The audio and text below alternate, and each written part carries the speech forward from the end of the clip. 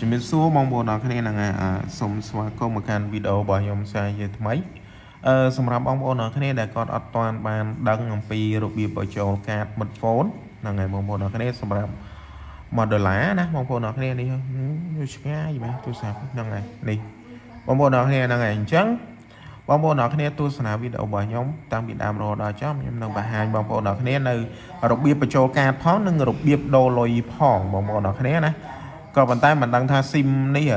ភ្ជាប់ជាប់ដូរលុយអូតូអត់បងប្អូនទាំងគ្នាបើសិនជាដូរលុយអូតូអញ្ចឹងខ្ញុំអត់បានបង្ហាញអំពីរបៀបដូរលុយទេក៏ប៉ុន្តែបើសិនជាស៊ីមហ្នឹងស៊ីមនៅក្នុងទូរស័ព្ទហ្នឹងណាបងប្អូនទាំងគ្នាដោយថាវាអត់ដូរលុយអូតូទេអញ្ចឹងខ្ញុំនឹងបង្ហាញបងប្អូនទាំងគ្នានៅរបៀបដូរលុយមួយតង់ទៀតបងប្អូនទាំងគ្នាហ្នឹងហើយដើម្បីបញ្ចូលកាតបានគឺយើងដំបូងគឺយើងកោសកាតនឹងសិនមកបងប្អូនទាំងគ្នាណាហ្នឹងហើយឥឡូវខ្ញុំកោសកាតបងប្អូនទាំងគ្នាអញ្ចឹងខ្ញុំកោសកាតខ្ញុំបង្ហាញបងប្អូនទាំងគ្នានេះគឺរបៀបចុចលេខបញ្ចូលបងប្អូនទាំងគ្នាណាហ្នឹងហើយ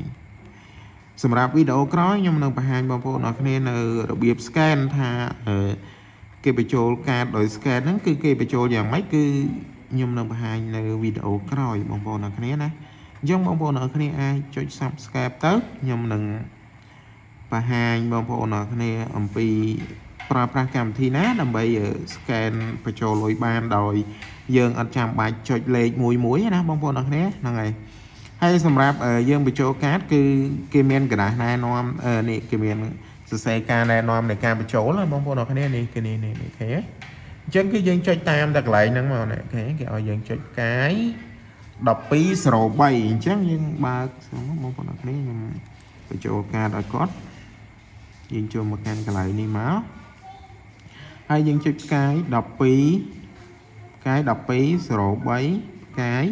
ឲ្យលេខកូដកាតបងប្អូនទាំងគ្នាណាកាយលេខកូដកាតគឺលេខ11 76 76 17 65 67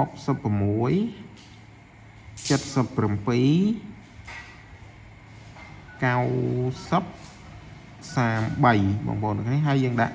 សញ្ញាត្រង់ជ្រូកពេលដែលយើងដាក់សញ្ញាត្រង់ជ្រូកហើយយើងចុចបញ្ជូនមកបងប្អូនទាំងគ្នាណាយើងបញ្ជូនកន្លែងហ្នឹងមកហើយពេលដែលបញ្ជូនហើយនេះគឺវាលោតទាំងមួយបែបហ្នឹងទៀតណាឥឡូវយើងចាំមើលនេះបងប្អូនទាំងគ្នាឃើញទេពេលដែលយើងបញ្ចូលបានជោគជ័យនេះគេដាក់អក្សរខ្មែរគឺលោតមកកន្លែងហ្នឹងគេថា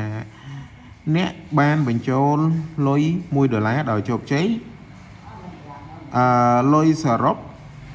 ដល់ថ្ងៃទី14ខែ11